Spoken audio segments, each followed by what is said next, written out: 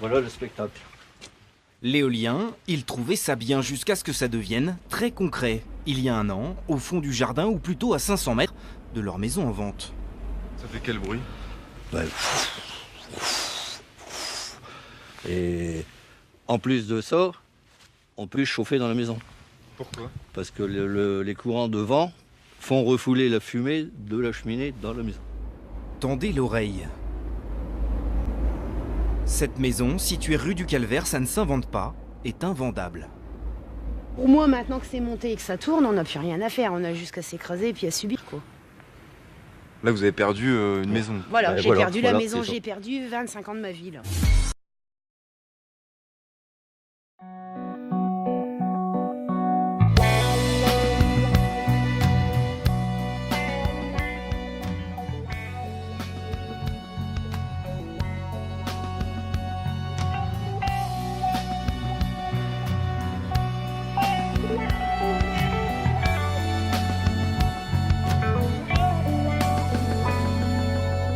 Si tu sais mentir, si tu sais cacher, si tu sais rire, si tu sais pleurer, sur commande et à volonté, dans toute situation donnée, si tes yeux respirent la vérité, le nord d'un mensonge est honté, alors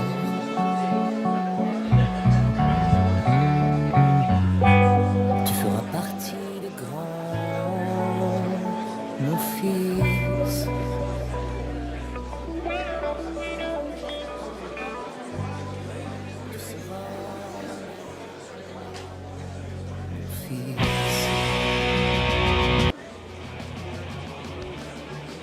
Président de l'association en charge de l'élaboration du projet de PNR, et maire de Chagy, d'autres collègues maires sont d'ailleurs dans la salle, et Olivier Bobo, du service énergie du syndicat départemental de Seine-et-Marne, de STES.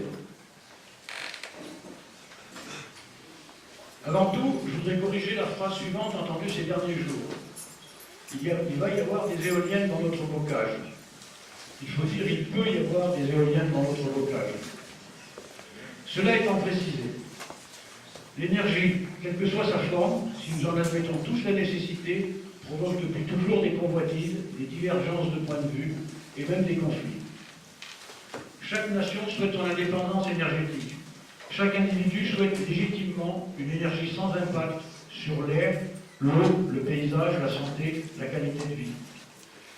Ces dernières années, les gouvernements de toutes tendances confondues ont tenté de trouver la bonne idée afin de lutter contre le réchauffement climatique.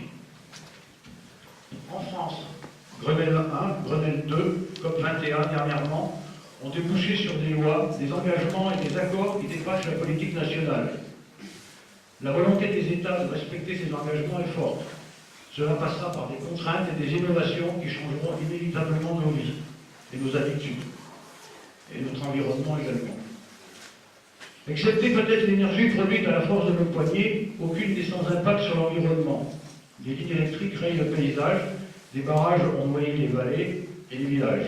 Le nucléaire nous laisse, dans le meilleur des cas, des déchets dangereux pendant plusieurs milliers d'années.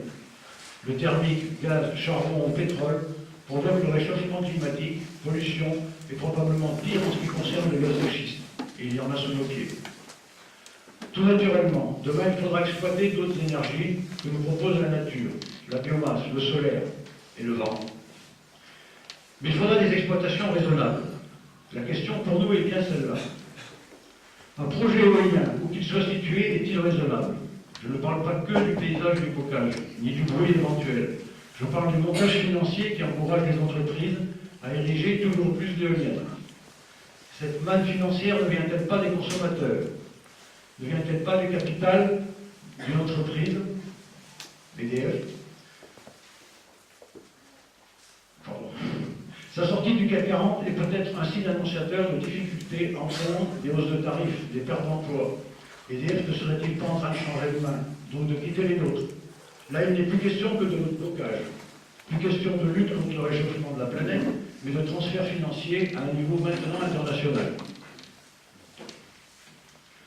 À la lecture du flash info de janvier, qui a été diffusé donc par la mairie, certains ont pu se dire que si le Conseil voulait demander l'avis des habitants sur l'énergie éolienne, c'est que soit les conseillers ne savaient pas consulter Internet pour se faire une opinion, soit qu'il s'agissait d'une basse manœuvre pour faire passer en force un projet pour lequel les élus auraient des intérêts privés.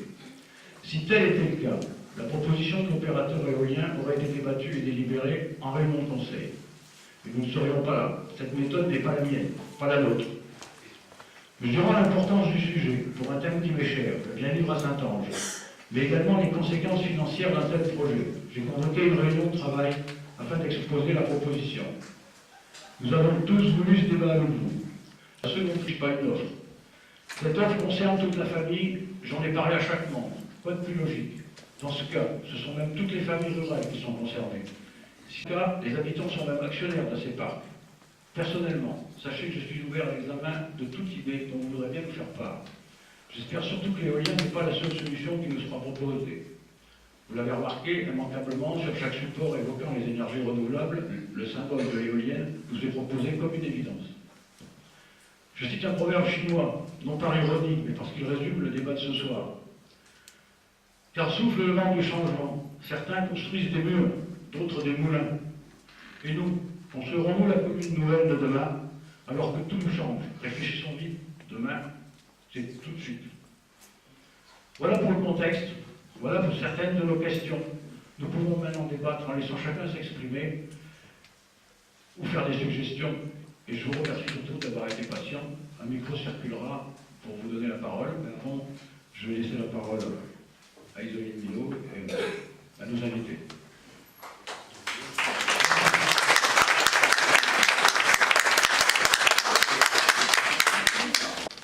Je suis Isoline Milo, votre conseillère départementale sur le canton de Nemours, un nouveau grand canton de 51 communes qui va de Beaumont-du-Gâtinais à Dian et en passant par Mondreville et Gironville. Nous avons d'ailleurs un exemple d'implantation d'un parc éolien que j'ai eu l'occasion de visiter il y a très peu de temps.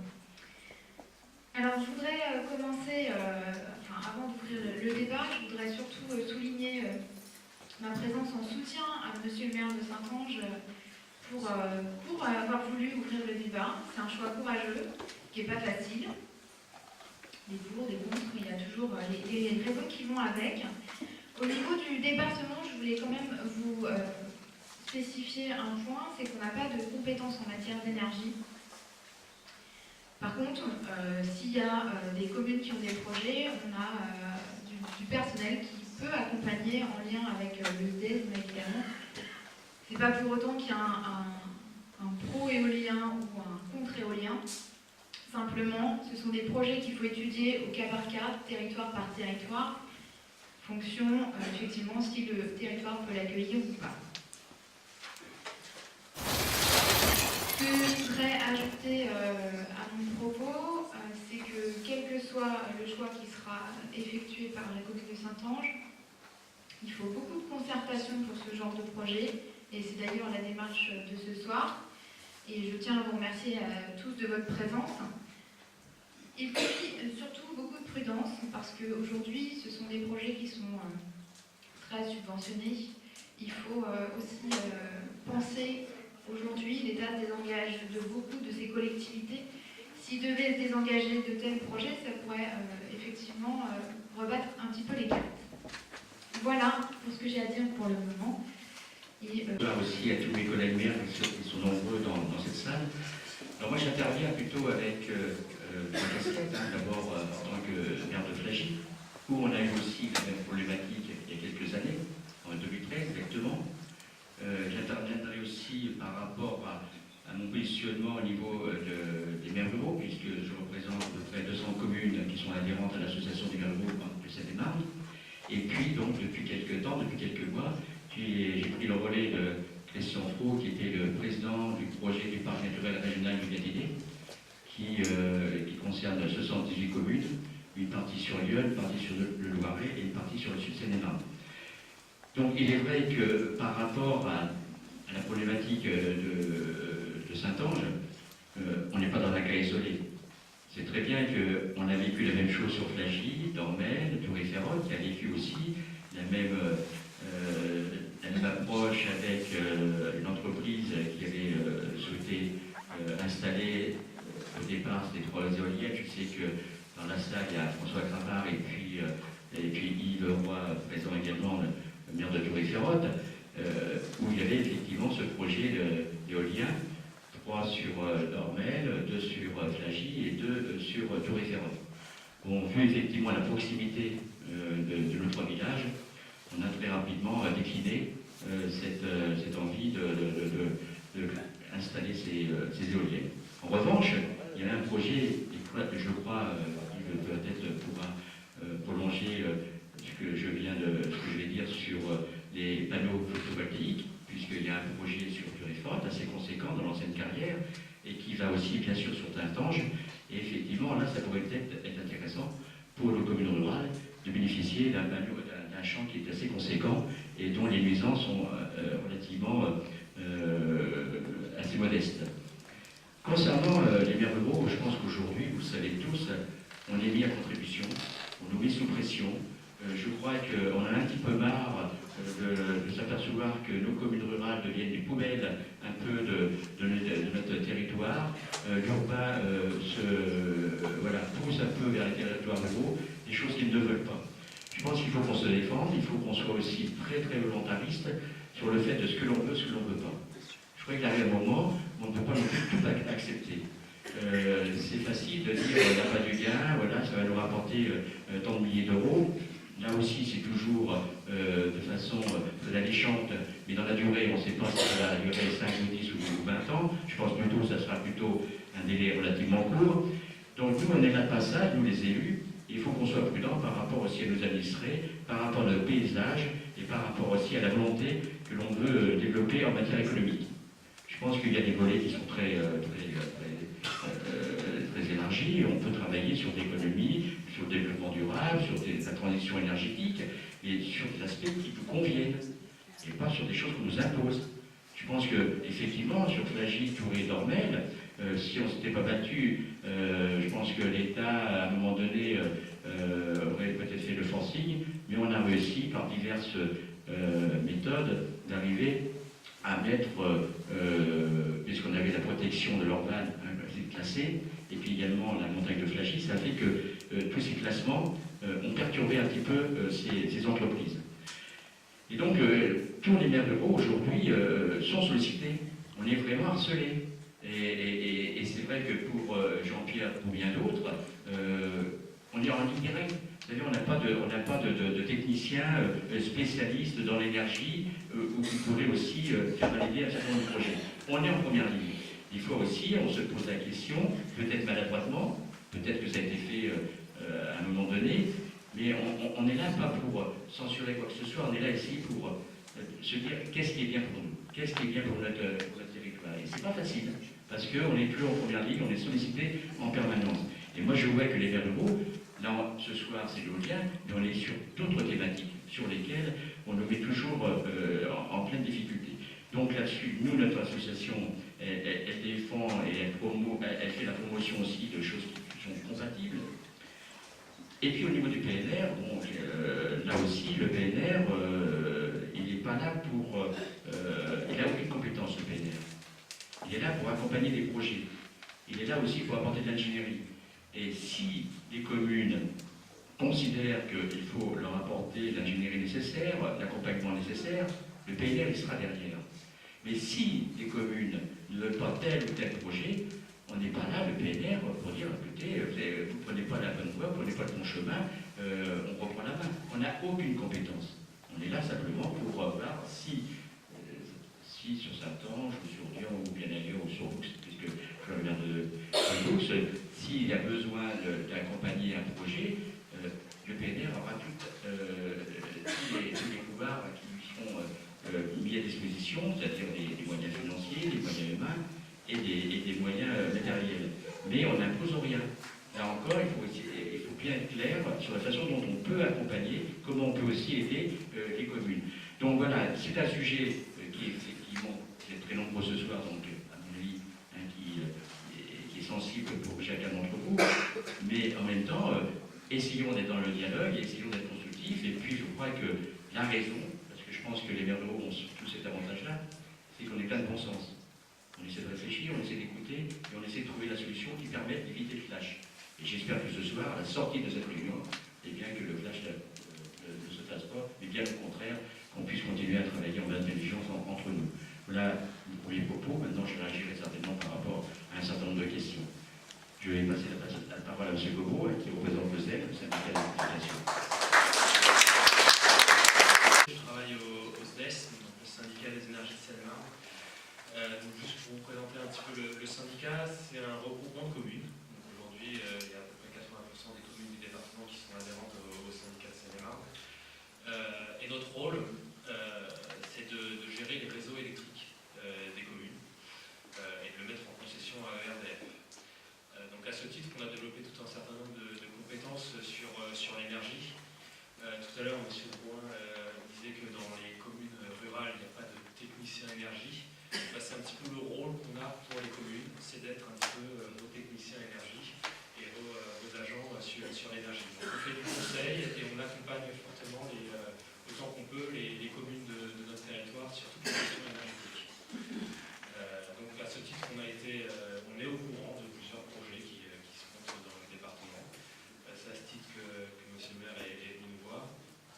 Et donc on essaye d'apporter nos conseils sur le sujet. Dans le cas de l'éolien, on insiste surtout sur deux points. Deux points qui nous semblent essentiels. Lorsqu'un développeur monte un projet, on veut absolument que ce projet se fasse en concertation au maximum avec les habitants et avec les élus du territoire. L'éolien, c'est un projet de territoire, c'est un projet impactant pour un territoire. Donc il faut absolument que ce soit fait avec le territoire et pas contre lui. Donc on insiste beaucoup sur ce point de la concertation et c'est un point sur lequel on insiste particulièrement auprès des développeurs. Le deuxième point, ça a été légèrement soulevé, c'est la possible participation financière au projet, la participation des habitants.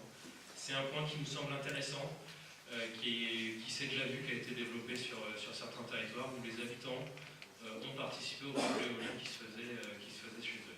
Donc c'est un petit point qui nous semble intéressant de creuser et on insiste également pour que le développeur, s'il monte un projet, si la commune et les habitants acceptent qu'il monte un projet, qu'il ouvre son projet à une participation des habitants. Et ensuite, le permis de construire, lui, est signé par le préfet. Ce n'est pas le maire qui a la compétence de signer le permis. J'ai répondu à votre question.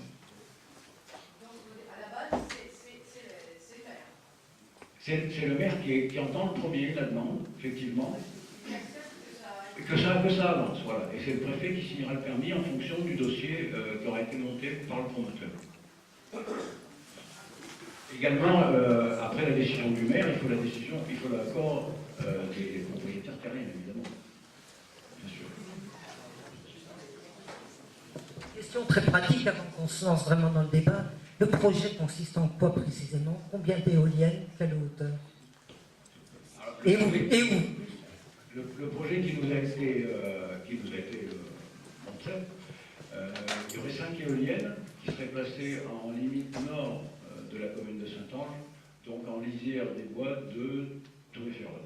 Donc ce qu'on appelle nous la patte d'oie, je ne sais pas si certains situent, hein, d'accord, ça entre la carrière actuelle et les bois de Toury. Alors là on n'a pas su nous répondre, mais on sait qu'en ce moment c'est au-delà de 140 mètres. Oui, alors, en bordure de Toury-Ferrol, ça veut dire quoi? Ça veut dire 100 mètres. Le premier projet, en effet, il était, on peut dire, en bordure de Saint-Ange.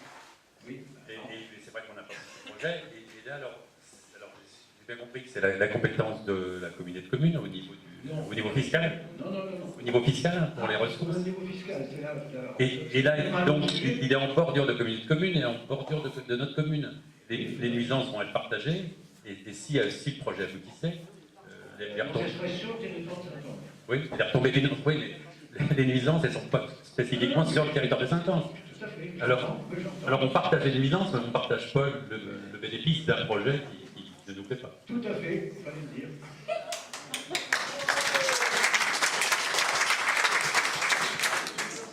On commence par le maire, et en final, c'est le préfet qui décide de la construire. Or, il y a une politique générale de la France et du monde, après CAP 21, etc., tout COP 21, en admettant que la commune de Saint-Ange dise « je ne veux pas ». Donc le maire s'arrête. Il suit ce que dit la majorité. Est-ce que le préfet ou l'État peut dire « moi, tiens, il y avait un projet qui était intéressant, j'impose ce projet ». À ma connaissance, à ce jour, non. Non, non, mais si on suit les textes actuels, par contre, rien n'empêchera le préfet de continuer à monter le projet. Et après, c'est même plus lui qui fera le forcing, comme tu l'as dit, ça sera l'État. L'État, ça revient au préfet, et au bout du compte, l'État lui demandera de le signer. Mais si on suit la procédure actuelle, on attend d'abord l'accord de la mairie. Mais bon, moi, j'ai quand même une crainte, d'où notre présence ce soir. Thierry, si tu as levé. Je présente, je suis trésorier de l'association Mouvement et Bocage. Micro. Et bonjour, oui, je recommence. Je m'appelle Thierry de Baillon, je suis trésorier de l'association Entre Vent et Bocage. Et bon, nous avons peut-être notre mot à dire également dans cette réunion. Je voulais simplement préciser que contrairement à ce que tu viens de dire, il y a au moins 2, sinon 3 cas dans lesquels la mairie et le conseil municipal avaient refusé un projet et le préfet est allé contre l'avis du maire. Et à partir du moment, et contre l'enquête publique de toute manière, et à partir du moment où une mairie accepte de rencontrer un promoteur, le promoteur estime que le projet est lancé pour lui, et il est capable, il a toutes les possibilités d'aller jusqu'au bout.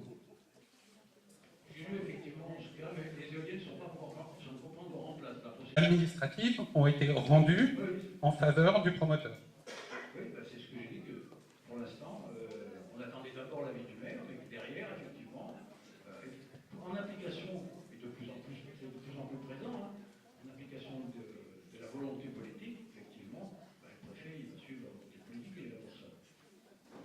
C'est pour ça que les maires, quand ils refusent, étant donné que les promoteurs sont commerciaux, ils vont voir ailleurs où le travail est plus facile.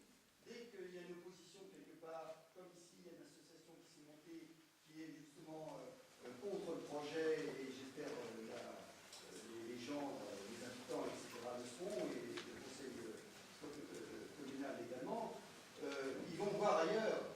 Hein, alors, c'était pas très beau, charitable, effectivement, d'envoyer ça chez eux, mais ils ne reviennent pas. Et le piège, un petit peu pour eux, c'est souvent de dire on va vous faire seulement une étude de faisabilité. Alors le maire dit oui, et il est pris dans l'engrenage. Je vous rassure, on n'a dit oui, rien du tout. Oui, je vous rassure. Je parle de cas. Oui, d'accord. Oui. À toutes les communes d'être favorables, etc., en particulier les communes rurales.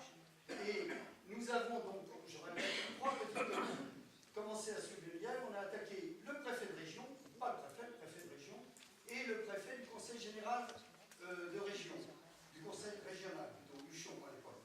Et on a eu gain de cause, on est allé au conseil constitutionnel, ça nous a coûté 17 000 € pour rien vous cacher, pour nos 3 petites associations. Après, d'autres associations de l'environnement à l'échelon national nous ont rejoints, d'autres associations à l'échelon local. Mais vous voyez que le rapport, rappelez-vous de la vie de Goliath, le rapport, il suffit de la détermination, comme disait M. Drouin, pour justement que immédiatement les promoteurs aillent voir ailleurs, etc. Voilà. Et si tout le monde dit non, mais écoutez, ça vous fera une économie. Parce que ça vous coûte plus de 100 € par foyer. C'est un faux problème. On n'a pas débattu jusqu'à présent. Mais l'éolien est une fausse solution. Hein, comme vous avez pu vous renseigner, j'ai également des documents. Non, monsieur, vous êtes vraiment dans les rêves. Je peux vous le prouver. La plus propre, je parle de l'Europe, etc. La moins chère, aussi bien pour les domestiques que pour l'industriel. Nous avons, donc j'ai dit la plus propre, nous exportons 15 à 30% suivant les années d'électricité. Nous avons une diminution d'électricité de 5,6% depuis quelques années, en plus que les autres pays, à cause de la crise, bien sûr, depuis l'électricité qui fait monter, à cause des énergies renouvelables et entre autres à cause de l'éolien.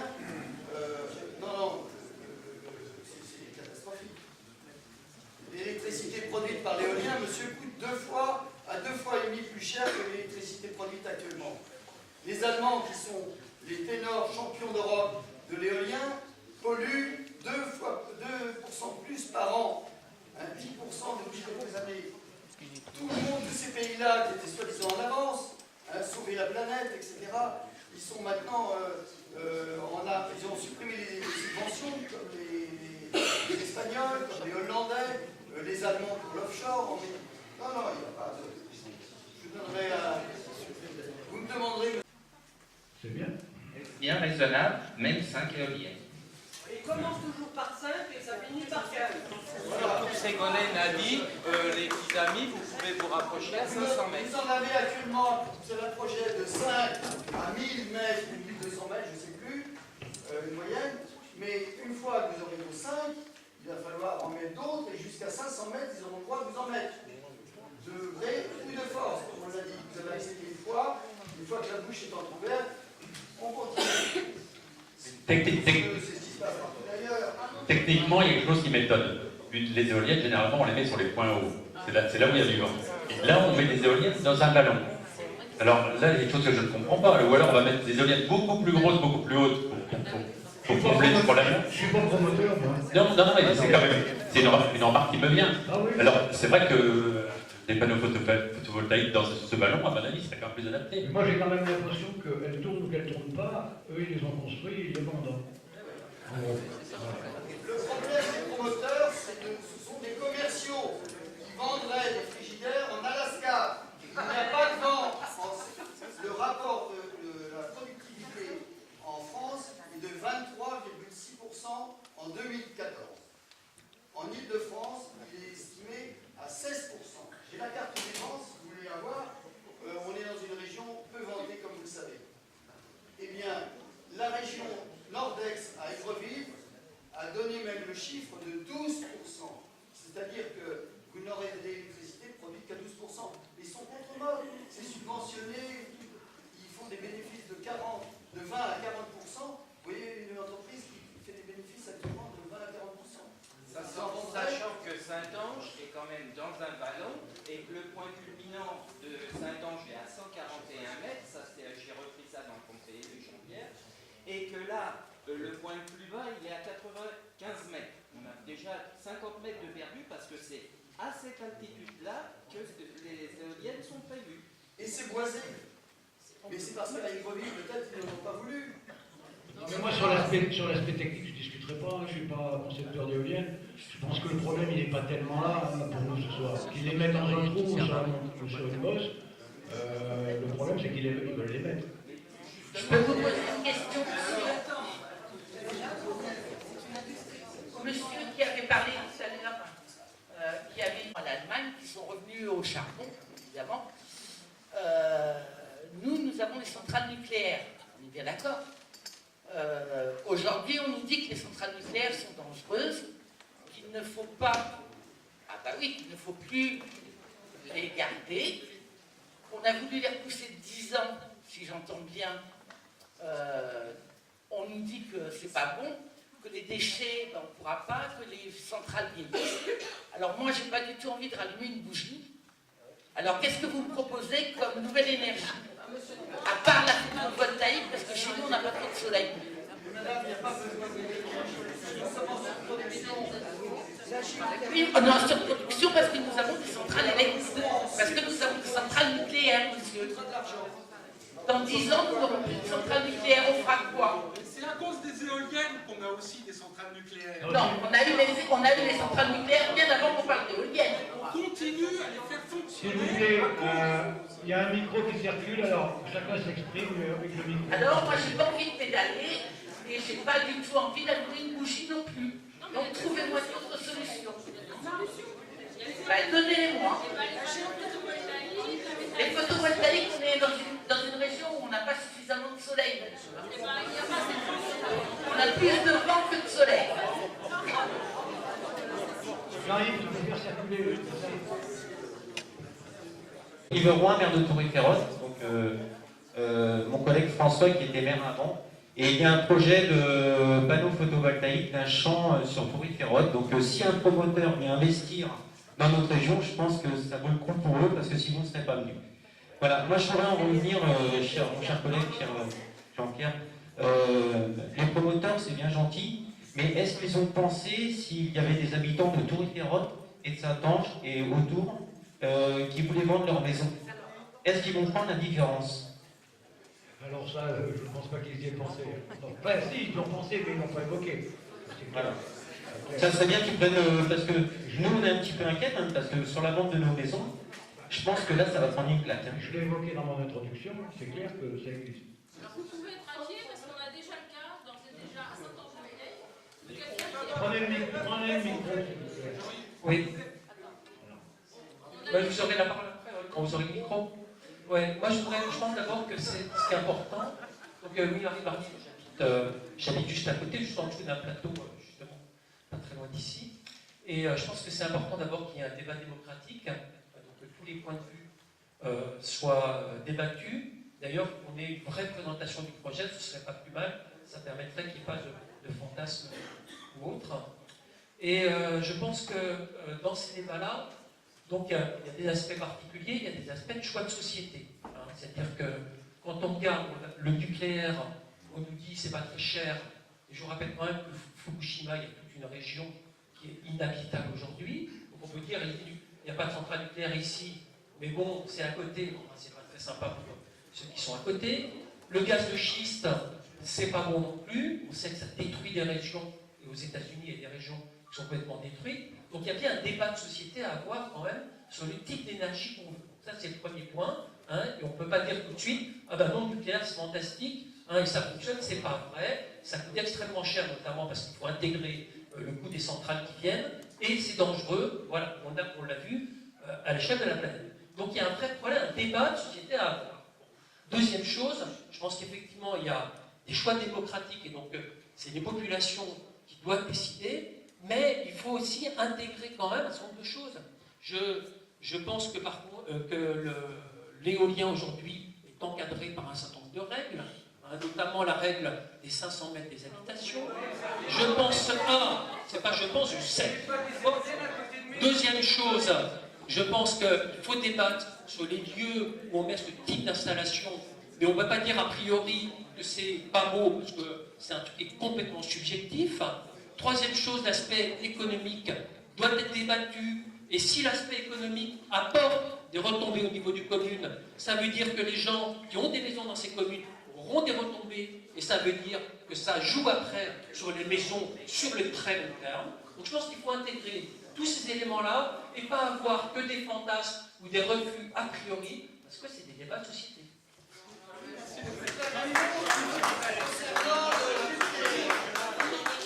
Oui, pardon. Concernant, monsieur, le nucléaire, le charbon fait des milliers de morts tous les ans. C'est pas la peine d'hurler, on a l'enceinte juste derrière. Directement ou indirectement. Ils font des milliers de morts. Le nucléaire, pas beaucoup.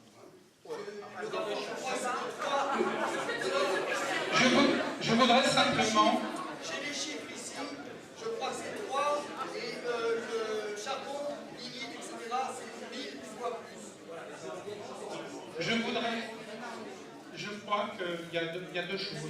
Monsieur a pris la parole alors qu'on était sur un problème d'immobilier et de dire qu'effectivement, il y a des choses. On a le cas aujourd'hui, on a le cas de monsieur Lepré, qui est présent dans la salle et dont la promesse de vente de la maison a été annulée cette semaine à cause de la prise de connaissance d'un projet éolien sur la commune.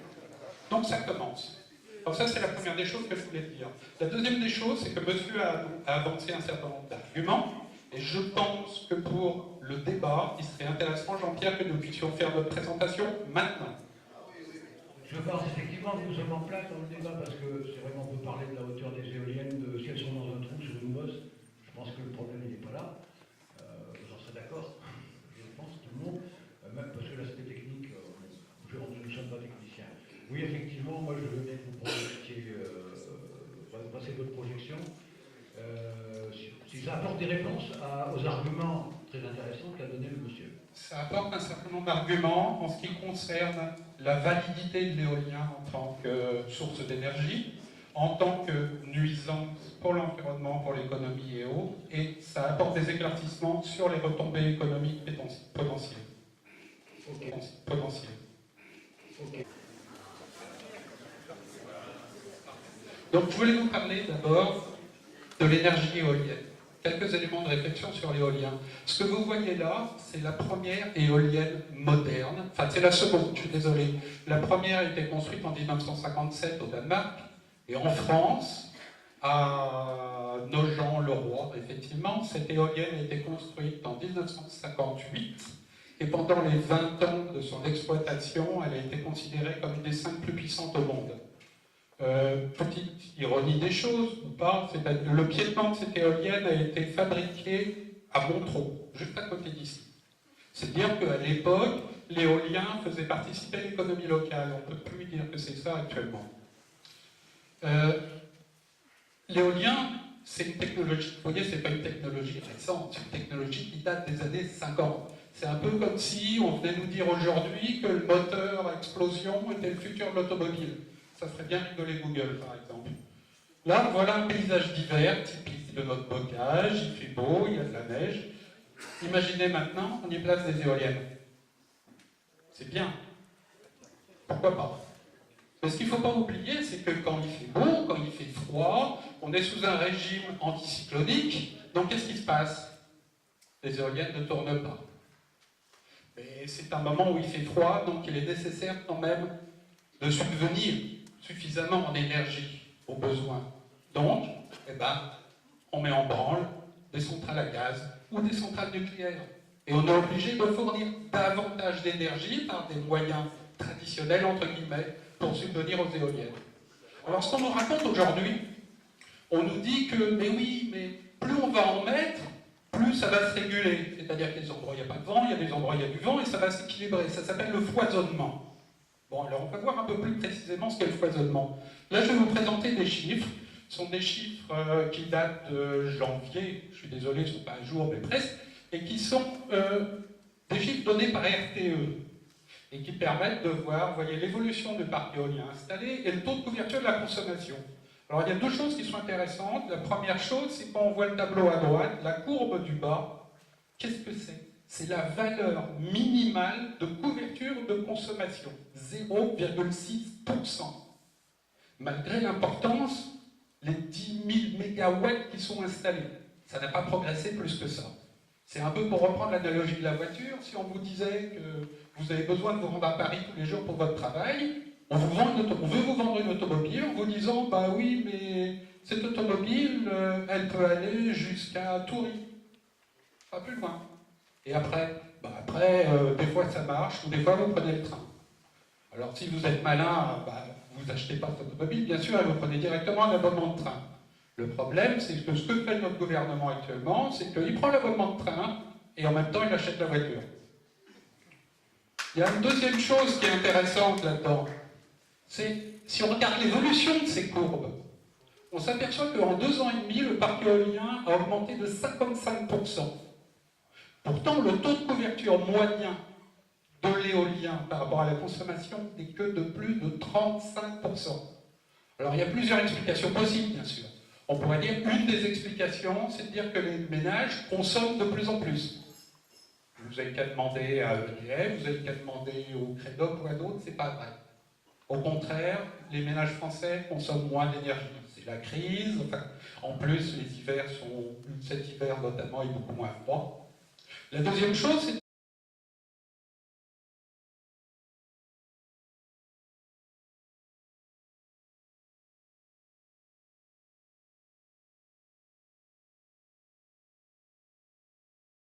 et sur des chiffres de RT, ce ne sont pas des chiffres inventés, on trouvait sur Internet n'importe où.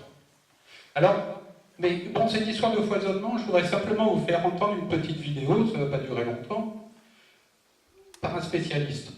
Ce monsieur est spécialiste en énergie et climat, professeur à l'école de mines, et il s'exprimait devant une commission d'enquête parlementaire sur le prix réel de l'énergie.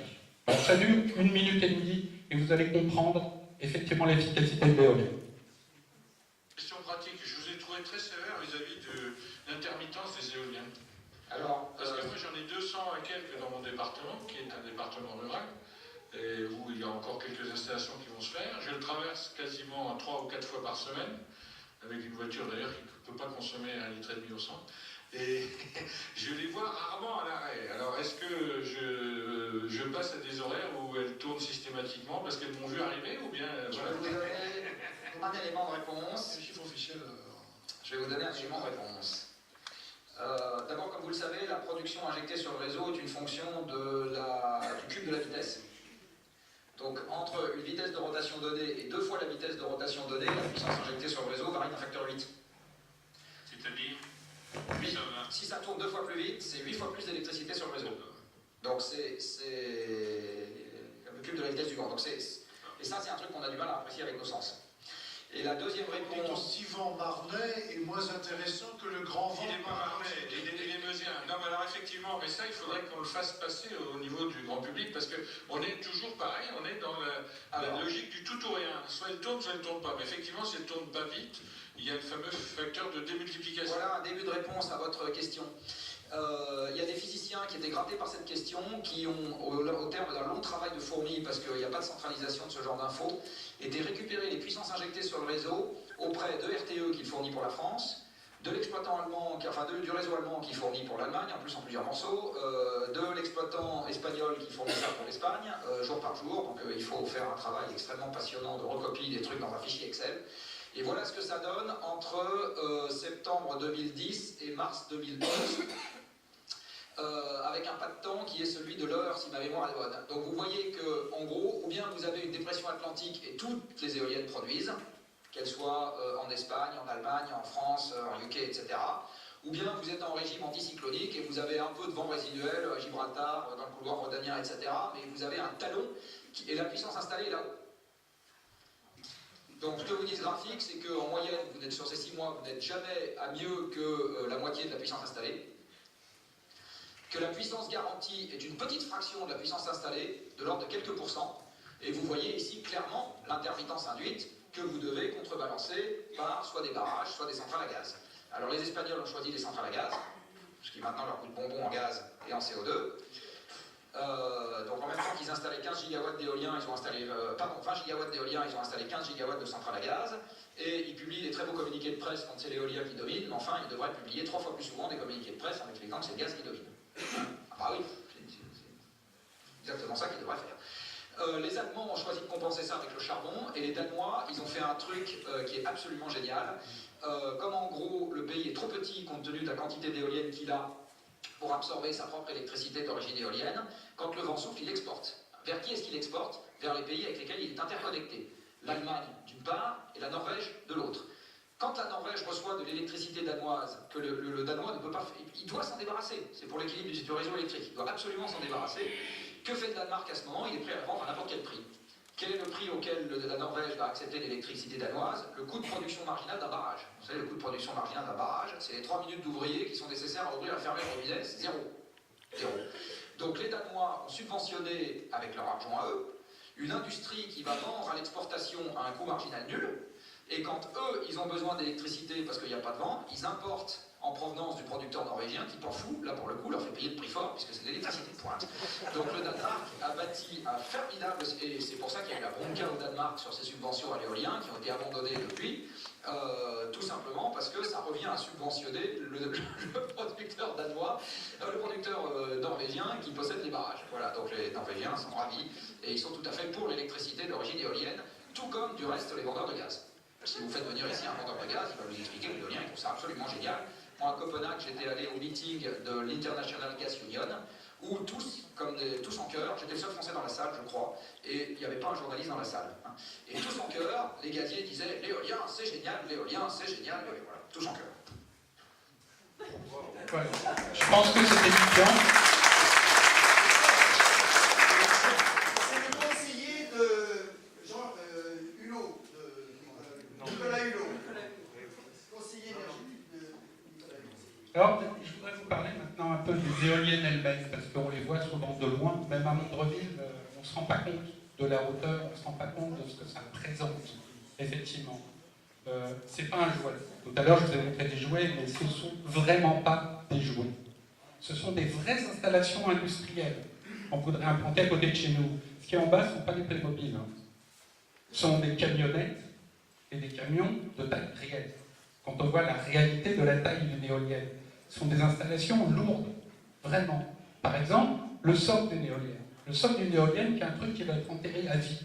Parce que même si on les démantèle, il est hors de question de retirer entre 500 et 1500 mètres cubes de béton et 40 tonnes de ferraille. Ça, c'est pour une éolienne. Donc imaginez 5 fois ça. En même temps, la nacelle, le truc que vous voyez tout là-haut derrière l'hélice qui tourne, voilà ce que c'est en vrai. C'est quelque chose qui fait 11 mètres de long et qui pèse plus de 70 tonnes. Dedans, il y a des électroaimants, il y a des mécaniques, des engrenages, il y a 800 litres d'huile environ, donc des fois vous trouverez sur internet des photos de fuite d'huile, c'est intéressant. C'est un atelier industriel qu'on va nous mettre à 100 ou 150 mètres de haut. Et puis les pales. Les pales, c'est quelque chose qui fait 45 à 60 mètres de long. Donc ce sont des convois exceptionnels qu'on fait traverser le village, qu'on fait traverser les routes, il faut consolider les routes, les élargir. C'est pas un jouet, c'est pas quelque chose, cette chose toute blanche, toute jolie qu'on voit depuis la route. C'est quelque chose qui date des années 50, donc c'est une technologie qui est loin d'être innovante. Et on est vraiment dans l'industriel, dans le lourd. Passons maintenant aux conséquences pour notre cadre de vie. Alors, je suppose que vous aimez nos chemins, vous aimez nos bois, comme moi. Ben, c'est pas de chance, parce que pour acheminer les éléments du chantier, les éléments de l'éolienne, ben, on est obligé de déboiser, on est obligé d'élargir les routes, des routes qui vont faire entre 7 et 8 mètres de large pour pouvoir laisser passer tous ces convois, toutes ces bétonnières, tout ce ferraillage, et qui en plus vont être après, l'entretien va être à la charge de la commune. Vous aimez nos champs? Ben, c'est pas de chance non plus, parce que si on considère 5 éoliennes, ça équivaut à finalement à araser et à recouvrir de bitume ou tout au moins ça devient une friche industrielle sur 1,5 hectare pour 5 éoliennes. Donc en tant que préservation de l'espace agricole, ça se pose un peu là. Vous aimez nos nuits étoilées? Ben, c'est pas de chance non plus. Parce que les éoliennes, ça veut dire des balises lumineuses qui fonctionnent 24/24, qui fonctionnent toute la nuit et qui empêchent à ce moment-là de pouvoir bien profiter de l'obscurité. Donc, si vous aimez la tranquillité du cadre de vie, ben, c'est dommage pour vous. Le vent. Vous avez vu sans doute effectivement la carte du vent, de pouvoir considérer. Donc on imagine que à Toury-Férotte, on se trouve encore à plus de 35 décibels. Et 35 décibels, on nous dit, oui, c'est le bruit d'un frigo. C'est rien le bruit d'un frigo. C'est vrai, quand vous passez dans la cuisine la journée, vous n'entendez pas le frigo. Mais je ne sais pas si quelqu'un d'entre vous a déjà passé la nuit dans sa cuisine. Et là, le frigo, il va vous gêner, vraiment. Et il faut savoir que le bruit des éoliennes, on est à 1 km, même plus d'1 kilomètre, et ben, c'est la même chose. Il y a l'effet stroboscopique aussi, et ça c'est quelque chose qui sera plutôt réservé à nos amis de Toury-Férotte plutôt qu'à Saint-Ange-le-Vieil, parce que c'est intéressant.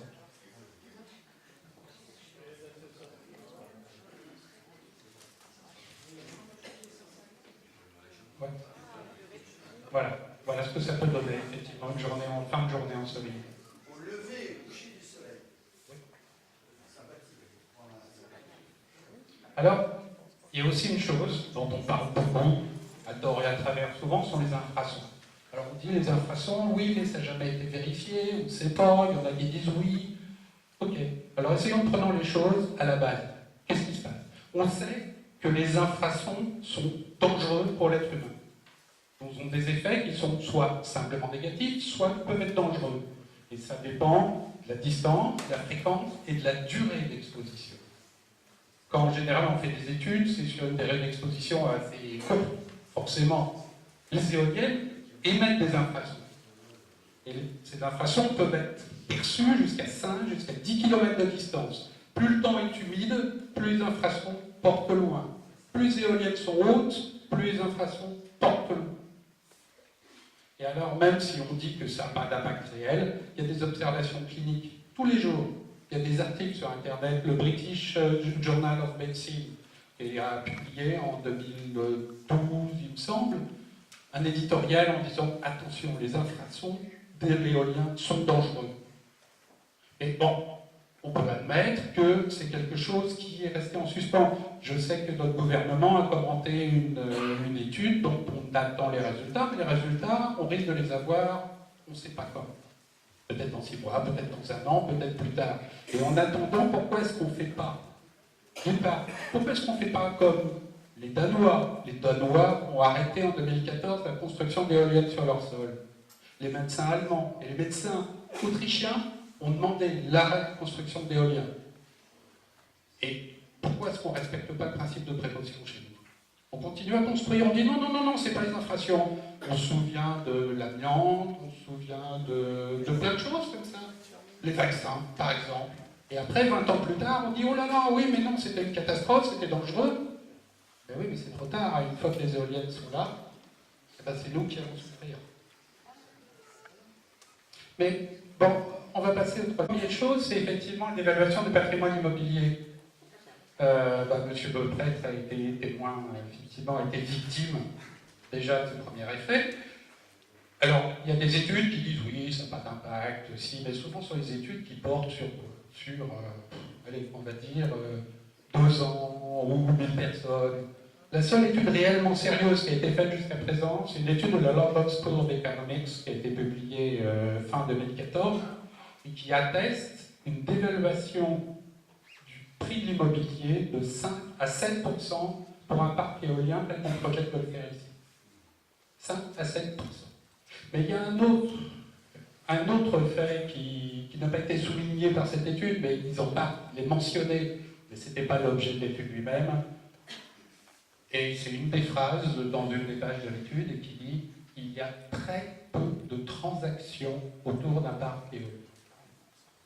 Pourtant, cette étude, elle a porté sur 1 million de transactions, 200 sites d'implantation éolienne et pendant 20 ans. Pourtant, on peut mettre des hamacs entre 2 éoliennes. Des grands hamacs. Pour la sieste. Donc, on va faire un petit calcul. Si on dit que 5%, c'est rien. Bon, ok, on peut dire rien que 5%. On peut évaluer, je ne sais pas, la valeur d'un bien immobilier à Saint-Ange autour de 200 000 €. Bon, ça peut être plus, ça peut être moins, disons que c'est une moyenne. Si on fait 5% de ça, ça fait 10 000 €. 10 000 € par 110 foyers, il y a à peu près 110 foyers. Ça fait 1 100 000 €. Si à côté de ça, en face de ça, on met l'argent qui pourrait éventuellement revenir à la commune, Jean-Pierre nous parlait du revenu de peut-être 40 000 € par an. 40 000 € pendant 15 ans, la durée de vie moyenne d'un parc éolien. Ça veut dire 600 000 €. Faites le compte. Une perte sèche de notre patrimoine de 500 000 €. Et encore, nous, la perte, on va la subir tout de suite, tandis que les revenus de la commune, ce sera lorsque les éoliennes seront en production dans 4 ans, 5 ans, 6 ans. Démantèlement des éoliennes, c'est effectivement 15 ans, 20 ans après la mise en exploitation. La loi a prévu effectivement une garantie. Donc l'exploitant, je ne parle pas du promoteur, parce que le promoteur, il fait son histoire et hop, il revend à un exploitant, à une société exploitante.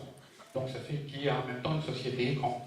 La garantie financière par éolienne est de 50 000 €. Sauf que tous les devis qui ont été faits actuellement, parce qu'on n'a pas encore d'exemple de démantèlement d'éoliennes de celle-là, c'est entre 150 et 800 000 € par éolienne. Et ce coût-là, il est supporté par le propriétaire de la parcelle sur laquelle est implémentée l'éolienne. Et si effectivement le propriétaire n'est pas solvable, bon, déjà il a intérêt à prendre une assurance, je doute que ce soit des assurances gratuites, et s'il n'est pas solvable, le prix, ça revient avec le coût est supporté par la commune, voire la communauté de communes, voire etc. Donc ça devient très très très cher. Et ce qui se passe souvent, ce qu'on commence à voir aux États-Unis, c'est des éoliennes qui rouillent sur place parce que personne n'a les moyens de pouvoir les démanteler. Voilà ce qui nous attend d'ici une vingtaine d'années si on accepte de voir des éoliennes s'implanter ici. Et la fiscalité professionnelle unique. Ça dépend de la communauté de communes à laquelle on adhère. La nôtre est en fiscalité professionnelle unique. Alors ce qu'on nous présente généralement, c'est le cas le plus avantageux, la fiscalité additionnelle, puisqu'en fait les promoteurs démarchent les communes, donc ils leur présentent le volet avantageux. Les recettes de fiscalité que peuvent produire des éoliennes, c'est la taxe foncière, la cotisation foncière des entreprises, la CVAE et surtout l'IFER. Alors, il y a deux volets, il y a des recettes pour la commune et des recettes pour la communauté de communes. Alors en fiscalité additionnelle, ce qui se passe, c'est que on a donc la taxe foncière, on a de la CFE, de la CVAE en partie, pour la commune, hein, toujours, et 20% diffèrent sur l'éolien. La communauté de communes a des taux de taxe foncière additionnelle, mais qui peuvent être nuls, de la CFE additionnelle, de la CVAE, l'autre partie en fait, et puis 50% de l'IFER éolienne, les 30% qui manquent allant au département.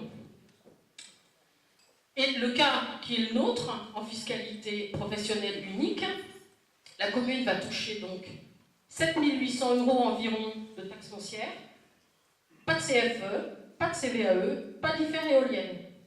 La communauté de communes, elle va toucher, alors de la taxe foncière, je crois qu'elle n'a pas de taux additionnel, la nôtre, donc elle n'aura pas de taxe foncière, mais elle aura environ 34 800 € de CFE, 9 400 € de CVAE, et surtout qu'à près de 85 000 € d'IFER. Ce qui fait quand même près de 130 000 € pour la communauté de communes et seulement 7 800 € pour la commune. Donc on voit bien que c'est l'autre cas qu'on nous présente généralement. Pourtant, 60% des communes françaises sont dans le cas de la FPU. Alors moi je me demande pourquoi on ne nous présente pas le cas qui est le plus répandu. Voilà, on peut s'interroger. Alors on nous a parlé aussi donc d'un reversement de la communauté de communes à notre commune. J'ai un peu étudié la question pour savoir quel allait être le véhicule législatif pour faire ce reversement.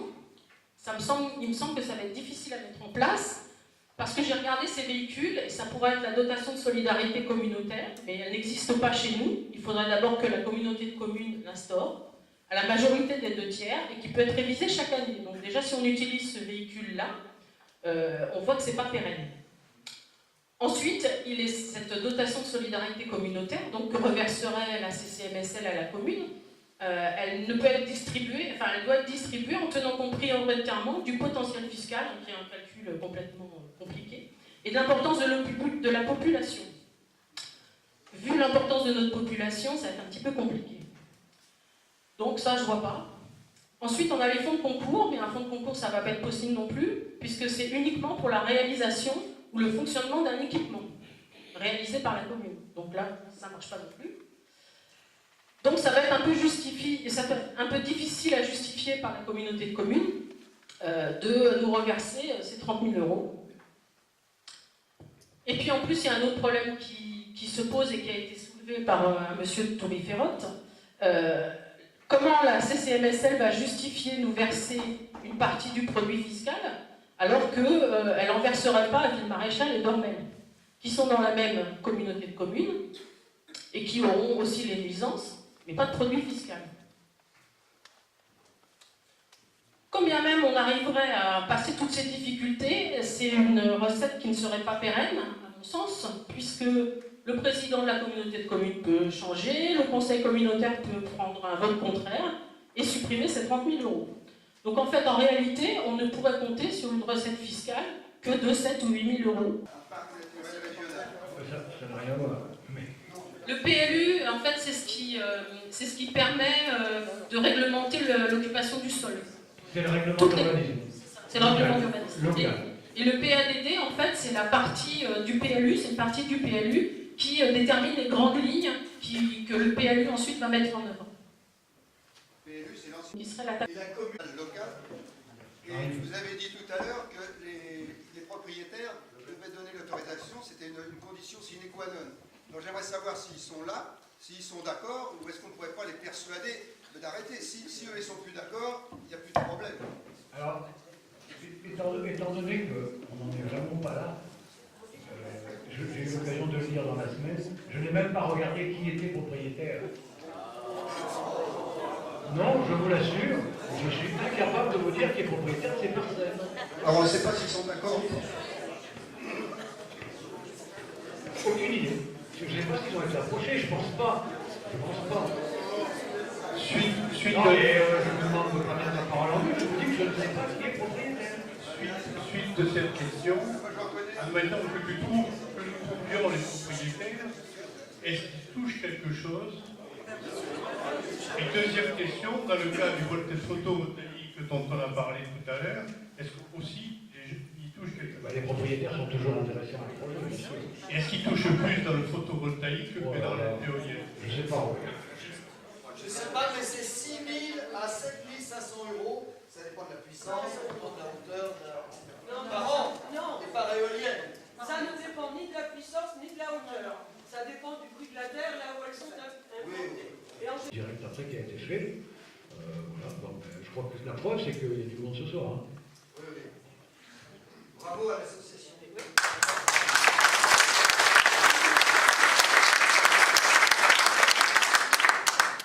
Je voudrais encore ajouter qu'il a été oublié les fonds de péréquation. Vous savez tous que les petites communes touchent les grandes communes. Faire varier par décret, effectivement. À partir du moment où le contrat a été signé, EDF signe un contrat sur 15 ans. Et ce prix-là, même si l'État fait varier le prix, le contrat il est fixe, et donc il ne bouge pas. Donc à partir du moment où le parc a signé un contrat sur 15 ans, ça n'influe pas. L'évolution du prix n'influera pas sur ce projet-là.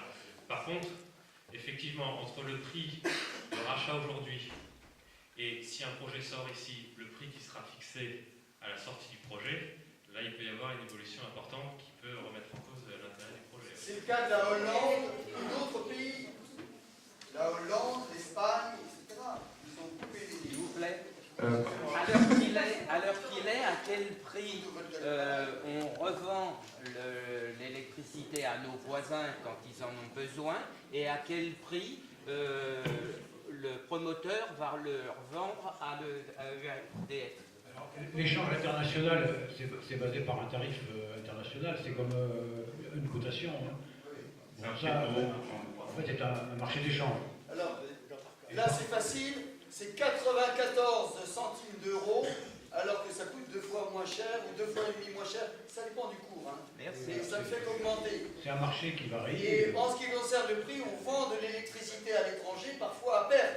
Parce que quand il y a une production, on a oublié de dire, aussi oublié de le dire, que EDF a l'obligation d'acheter à tel prix, et eux ont l'obligation de EDF de prendre en priorité les énergies renouvelables. C'est-à-dire que quand les éoliennes tournent, qu'il y a un peu de vent, on a déjà peut-être trop d'électricité, parce qu'on consomme peu parce que c'est la nuit. Eh bien, comme vous le savez, il faut qu'il y ait un équilibre entre la production et la consommation, sinon il y a un blackout, tout le monde est dans le noir à la bougie, comme disait madame. Donc, on est obligé de les vendre à l'étranger, parce qu'il y a quand même le soleil se balade un peu, on peut le vendre quand le soleil est couché là-bas, etc. Et à ce moment-là, comme on le disait tout à l'heure dans l'exemple pour la Suède, on le vend même à perte. Donc, c'est l'électricité qui nous coûte 94 centimes d'euros et qu'on revendra parfois même en négatif, à moins 15 euros, moins 15 centimes d'euros par exemple. Mais là, vous approchez un sujet, pour un économiste, c'est pas grave. C'est pour répondre. Non, mais grave pour un économiste, c'est le contribuable qui va payer la différence. Voilà. Cette électricité, on en achète, justement, on en importe beaucoup plus qu'on en exporte de l'éolien. Donc à la limite, pour l'instant, la France, elle est plutôt gagnante à ce petit jeu-là, puisque c'est les Allemands qui nous exportent de l'éolien en hiver. Le moment où on doit exporter de l'éolien, vu la proportion d'éolien qu'il y a en France en ce moment, ça va, on a encore de la marge. Oui. Et les Allemands importent de l'électricité nucléaire, paradoxe. Ah oui, tout à fait. Quand on est Grünen... Les Allemands, nous on exporte de nucléaire à toute l'Europe de toute façon. Je voulais ajouter... je voulais juste intervenir justement sur la partie à la fois économique et sur la partie choix social, parce qu'il y a beaucoup de choses qui ont été dites. Alors, sur le fait de savoir est-ce que c'est intéressant qu'il y ait des éoliennes ou pas, à Saint-Ange-le-Vieil, à l'endroit en plus où c'est mis, en plus j'ai même pas vu de projet moi personnellement, il n'y a rien qui a été présenté sur le projet, il n'y a pas de promoteur, donc j'ai aucun avis particulier, j'ai rien contre l'éolien en soi, mais il faut que techniquement ce soit justifié déjà, et puis que sur l'aspect effectivement environnemental et sécurité des personnes, ce soit clairement bien débattu. Mais après, sur l'aspect économique et sur l'aspect choix social, il y a quand même pas mal de choses à dire, quoi. On ne peut pas laisser dire que la France a l'électricité la moins chère d'Europe, la Norvège, la Finlande ont une électricité bien moins chère que la nôtre. Et surtout, il faut voir ce qui va se passer dans les années qui viennent. Aujourd'hui, EDF investit 20 milliards d'euros pour 2 centrales nucléaires en Angleterre. C'est vendu 120 € du mégawattheure le jour où ce sera construit aux consommateurs anglais. Ça veut dire beaucoup plus cher que l'électricité qu'on produit aujourd'hui. On va dépenser, je ne sais pas combien de dizaines de milliards d'euros dans la remise en état du parc nucléaire actuel pour le prolonger non pas de 10 ans comme il a été dit tout à l'heure, mais de 20 ans. Ça va coûter à peu près 1 milliard d'euros par réacteur. On est en train d'absorber Areva. EDF est en train d'absorber Areva pour 4 milliards d'euros parce qu'Areva est en faillite. EDF est quasiment au bord de la faillite. Vous allez entendre dans les journaux bientôt, et ça commence déjà, que EDF demande urgemment à l'État de remonter les tarifs de l'électricité. Il n'y a pas de hasard. C'est-à-dire qu'on nous dit que le nucléaire ne coûte pas cher, plus ça vieillit, plus on arrive à la fin, plus ça coûte cher. Et ce mythe de l'électricité pas chère en France, il est en train de tomber complètement. Donc il n'y a qu'à lire les journaux pour se convaincre que... après, qu'est-ce qu'il faut faire à la place? Effectivement, c'est un gros débat de société. Alors, la façon dont c'est fait là sur l'éolien et puis sur le photovoltaïque et tout ça, c'est très clair. Effectivement, on laisse des promoteurs aller se balader un peu partout, on ne sait même pas si ça vaut la peine. Donc là, apparemment, l'éolien, c'est pas bien, mais le photovoltaïque, ça serait bien. Alors que, pourquoi c'est bien? Parce qu'il y a des subventions. Hein. Parce que pour le coup, effectivement, les subventions sont peut-être plus intéressantes que sur l'éolien. En Seine-et-Marne, le photovoltaïque est rentable sans subvention au sud de la France, effectivement. Aujourd'hui, les prix ont tellement baissé qu'on peut faire du photovoltaïque du côté de la Provence sans subvention. Ça rapporte de l'argent. Au nord de la France, non, c'est pas le cas. Donc ça veut dire en fait qu'il y a des gens qui vont payer sur leur facture d'électricité pour subventionner ceux qui vont installer de l'éolien ou du photovoltaïque chez eux. Donc on est sorti d'un modèle. Alors on nous disait effectivement l'électricité n'est pas chère. Le tarif électrique a baissé à l'époque où EDF était une entreprise publique. C'est assez simple. Hein. Quand on a privatisé EDF, ça remonte et ça ne rebaissera jamais. Donc il n'y a pas de miracle. Maintenant, on nous sert un modèle effectivement où c'est chacun pour sa pomme, chacun va dans un coin pour essayer de convaincre les gens de gagner de l'argent sur le dos des autres. Ça marche à certains endroits, ça ne marche pas à d'autres. Dans tous les cas de figure, c'est la concurrence des territoires les uns contre les autres. Donc là, je rejoins complètement ce qui a été dit au début. Vu le modèle qu'on nous sert, on a eu la concurrence en Europe entre les pays. Aujourd'hui et demain, on a la concurrence entre les régions, entre les communes. Et moi, ce que je regrette dans le fonctionnement actuel des choix énergétiques, c'est qu'il n'y a plus rien de public, quoi. Il y a effectivement des subventions qui sont décrétées, mais les choix techniques, on ne sait pas comment ils sont faits. Alors que si on avait au moins des syndicats d'énergie renouvelable, encore une fois, on n'a pas vu de projet aujourd'hui. Donc on ne sait pas si c'est intéressant de faire un truc ou un autre. Mais quand on veut faire un choix, il faut au moins que techniquement on comprenne les choses. Tout ça, ce sont des supputations. Aujourd'hui, l'électricité est la moins chère, la plus pure, et le problème est, va-t-on continuer comme ça ou pas? Les déchets alors. Mais les déchets. Bon, écoutez, l'exemple de l'Allemagne qui a voulu augmenter l'éolien pour remplacer le nucléaire. Ils en reviennent, ils sont obligés de faire partir. À chaque fois, on l'a dit tout à l'heure dans la projection, à chaque fois qu'il y a un éolien, 1 kW d'éolien produit, il faut mettre en face 1 kW de thermique, gaz, généralement au charbon pour les Allemands. Les Allemands nous achètent plus d'électricité qu'ils nous en vendent.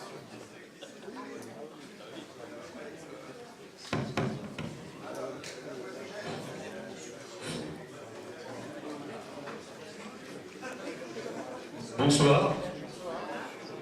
Je m'appelle Bernard Géminardi, je suis président d'une petite association qui s'appelle le groupe écologique de Nemours et des environs. Et vous avez compris que le mot important, c'est l'environ. C'est très difficile dans une salle comme ça, où on sent quand même la bonne volonté et l'envie vraiment de comprendre et de savoir dans quelle direction on peut bien aller. C'est vraiment difficile qu'il en sorte quelque chose. Il faudrait, avant qu'on se sépare, qu'on arrive à se centrer sur 2 ou 3 points et qu'on en garde quelque chose. Je voulais d'abord dire dans un premier temps qu'on sent tous confusément, quand la situation est trop compliquée, il faut laisser parler un peu son bon sens. On sent tous confusément que ça ne peut pas durer comme ça longtemps, dans tous les domaines. Notre ami Serge Latouche disait qu'on a atteint l'âge des limites, et on est effectivement partout, dans toutes les limites. Et encore, on a de la chance, on est du bon côté de la planète, et pour l'instant, on tient encore le coup entre guillemets, parce qu'ailleurs, il n'y a pas grand-chose. En gros, c'est une partie des peuples de la planète qui nous donne encore leur matière première, qui nous donne encore de la force de travail, et qui nous, qui nous rachète nos débouchés. Donc ça ne peut pas durer bien longtemps.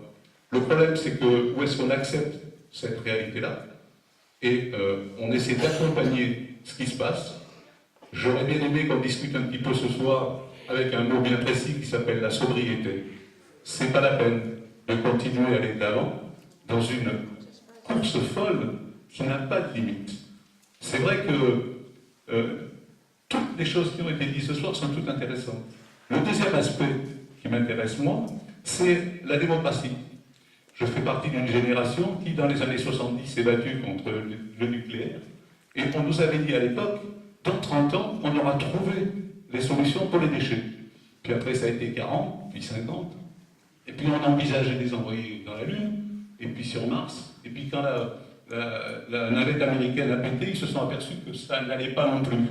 Et donc, effectivement, on ne sait toujours pas quoi faire dans les déchets. Et que si maintenant, effectivement, l'électricité en France est peu chère, on a quand même derrière nous la responsabilité de la gestion des déchets pendant peut-être 10 000 ans. Je fais partie des gens qui pensent qu'il ne faudra pas démanteler les centrales nucléaires, parce que ce n'est pas possible de les démanteler. Personne ne sait combien ça coûte. On en a 56 dans le pays, on est le pays le plus nucléarisé du monde. Et que chaque fois que vous touchez un tuyau radioactif avec une clé à molette, elle devient radioactive aussi. J'espère qu'un jour, les gens intelligents de ce pays comprendront que les centrales nucléaires, il faudra les désactiver quand elles seront en fin de vie, et qu'il faudra les transformer en châteaux de béton, et il faudra leur foutre la paix, et surtout pas commencer à faire des folies. Ça, c'était juste l'aparté. Alors ensuite, est-ce qu'on va continuer longtemps à se battre sur il nous faut du nucléaire, il nous faut de l'éolien, il nous faut du photovoltaïque, on a déjà épuisé tout ce qui est hydroélectricité dans ce pays, et on continue à dire qu'il faut continuer à aller de l'avant. C'est pas possible. C'est pas possible. Et donc, il faut se poser des questions, effectivement, de société, comme j'ai entendu tout à l'heure le dire à 2 ou 3 reprises. Il faut voir si on est capable de trouver d'autres façons de vivre, d'autres raisons de vivre, et surtout de vivre ensemble. Et là, je rejoins la dernière intervention, qui était relativement construite aussi, c'est il faut se poser des questions de fond. C'est pas sûr que ça soit facile, mais il y a peut-être un trait de caractère qu'on a oublié quand même depuis quelques décennies, parce qu'on a vécu relativement facilement, c'est qu'on a oublié ce que c'est le courage, et ce que c'est l'esprit de solidarité. Je resterai là-dessus et je vous remercie. Une dernière chose, je remercie ceux qui ont ce soir organisé cette soirée, parce qu'à l'époque du nucléaire, et je reviens là-dessus, personne ne nous a rien demandé. Dans les années 70, pour lutter contre le premier choc pétrolier, on nous a dit on fait des centrales, fermez vos gueules. Aujourd'hui, ce soir, au moins ici, il y a une démocratie qui s'installe, il y a des gens qui posent, et puis monsieur le maire, qui a quand même une belle salle aujourd'hui, aura la force maintenant pour discuter dans son conseil municipal, éventuellement prendre une décision, et puis la faire savoir autour de lui. Monsieur le maire, merci.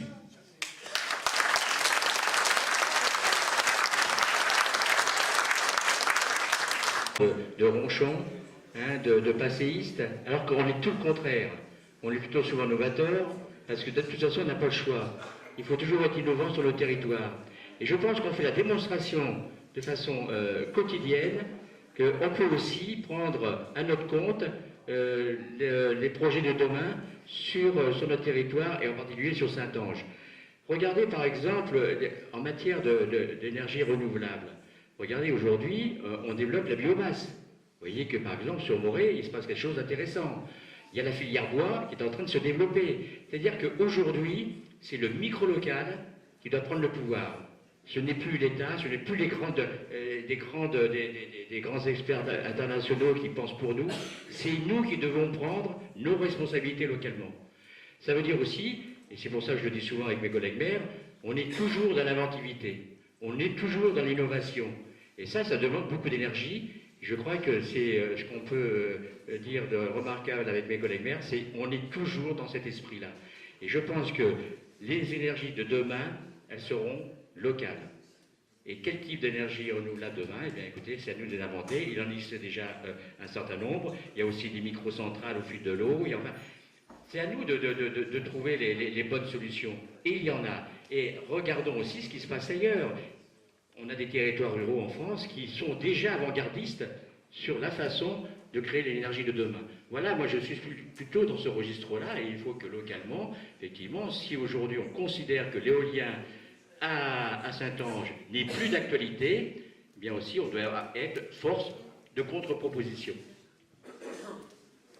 Il y a quelque chose qu'on n'a pas, je donnerai la parole après, quelque chose qu'on n'a pas évoqué, on a parlé de créer l'énergie, c'est bien, mais je crois qu'il faudrait qu'on reparte ce soir en se disant aussi que l'énergie, même si on dit qu'en France elle n'est pas très chère, elle va devenir chère et rare.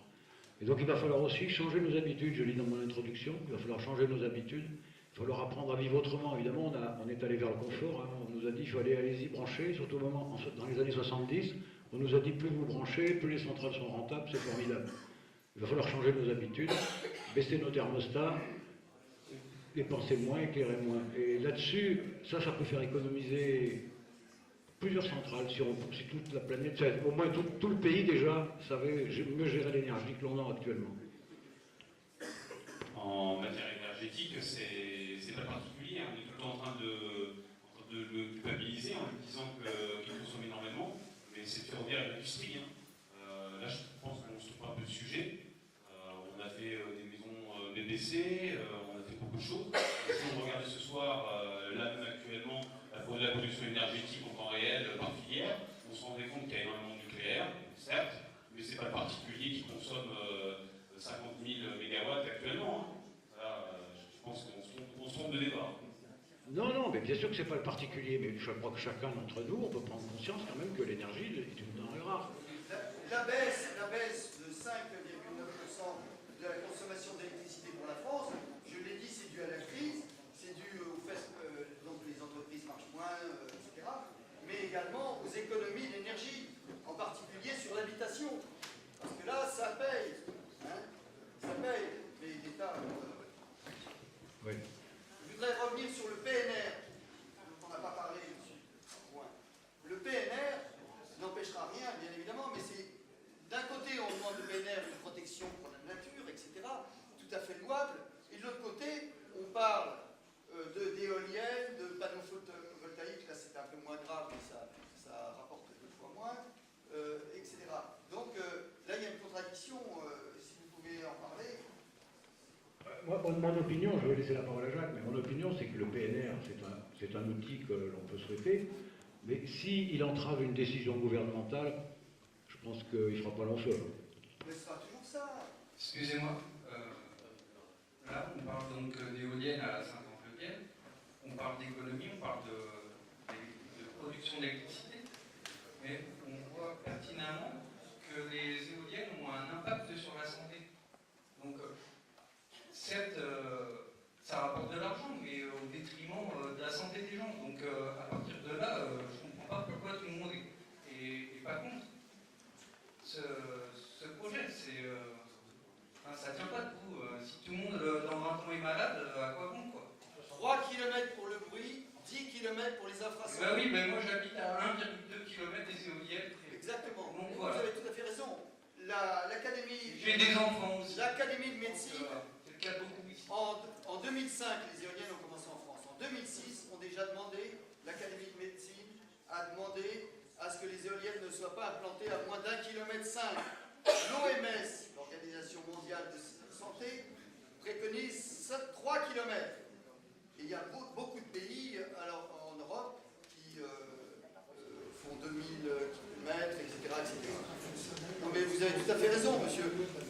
vous signale que les infrasons, c'était utilisé par les dictatures, entre autres en Russie, etc., mais ça doit l'être toujours. C'était la torture douce. On envoyait des ultrasons, aux prisonniers, etc., qui devenaient à moitié fous, mais ça laisse pas de traces. Alors tout le monde n'est pas réceptif. Les infrasons, c'est comme le mal de mer, l'altitude, etc. Il y a on estime à 10%.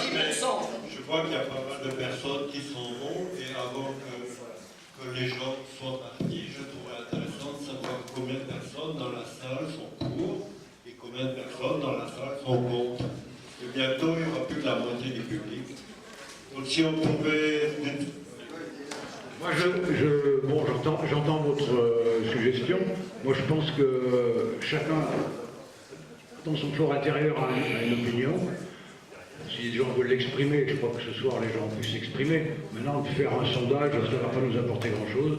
Moi, c'est mon opinion. Non, ça ne me dérange pas de faire un sondage. Il y a 52 familles sur 110 qui sont contre l'éolien à Saint-Ange-de-Vieille. Ce sont les seuls qui sont concernés. Il y a quand même les riverains. Et puis, si jamais il y a une implantation d'éoliennes à Saint-Ange-de-Vieille, immédiatement les promoteurs vont revenir à Égreville, Villebéon et autres lieux découverts à marée basse, où ils avaient, là, ils auront carte blanche. Donc, 5 éoliennes à Saint-Ange-de-Vieille, ça veut dire dans 5-7 ans, s'il n'y a pas de recours, etc., judiciaire. 5 ou 7 ans, et immédiatement, ce sera la tache d'huile grasse sur toute la région, etc. Donc, il ne faut pas se dire que ça va se baser, ça va se limiter à ça. On a dit aussi que peut-être que d'ici 5 ans, le tarif de rachat ne serait plus la même, il serait peut-être plus intéressant. Bon, je pense qu'après, on est dans un tas de suppositions. Ce qui compte, c'est que dans un mois, ou même un peu avant, oui, à peu près un mois, le conseil municipal aura à répondre à cette question. Je suis persuadé que les conseillers ont tous entendu, même s'ils avaient une opinion. Ils ont aussi les réponses des habitants du village. À mon sens, on est là pour convaincre personne. On était là pour échanger. L'échange, je pense que tout le monde a pu s'exprimer, ceux qui l'ont souhaité.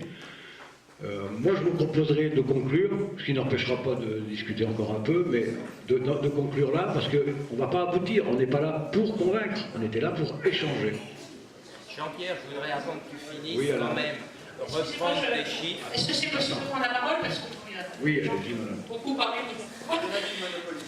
Voilà, donc on a reçu dans les boîtes aux lettres, effectivement, le 30 de cette association, de façon qui nous a un petit peu surpris, pour ceux qui ne sont pas de Saint-Ange, en nous expliquant que les communes avoisinantes étaient concernées, ce qui est effectivement possible. Et du coup, bon, tout le monde a insisté sur l'importance d'un débat démocratique. Mais ce que moi je déplore vraiment, c'est qu'on a entendu ce soir qu'un seul son de cloche.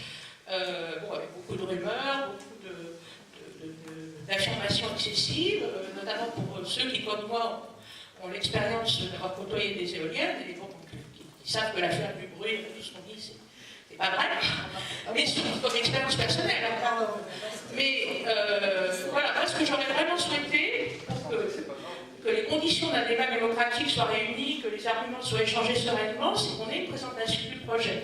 Parce que là, on parle en l'air, on ne sait quasiment rien, et s'il y a d'autres projets ailleurs dans le bocage gâtinais, on ne sait pas non plus en quoi ils consistent.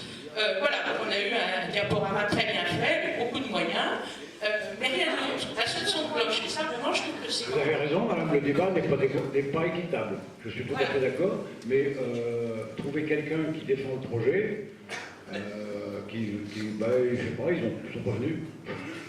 Ils n'ont rien à dire. Je ne sais pas, mais il y a quand même des gens pour voir ce projet. Donc, moi, je sors de là, il n'y a pas d'information. Pour avoir rencontré un promoteur, puisqu'il a souhaité nous rencontrer, quand je lui ai demandé les documents qui nous ont été présentés, là, les simulations, il m'a répondu « Ah non, mais ça, beaucoup plus tard. » Secret défense. Alors, madame... Remercier M. le maire d'abord, parce que c'était une gageure. C'est bien. C'était très intéressant, très complet. Je suis d'accord avec madame, puisque au début j'ai dit, est-ce qu'il y a quelqu'un d'autre qui dira. Voilà. Concernant Saint-Ange, C'était pas peu connu sur le Gâtinais, bien sûr. J'espère que ça sera moins connu que Notre-Dame-des-Landes ou le barrage de Sierentz. J'espère aussi.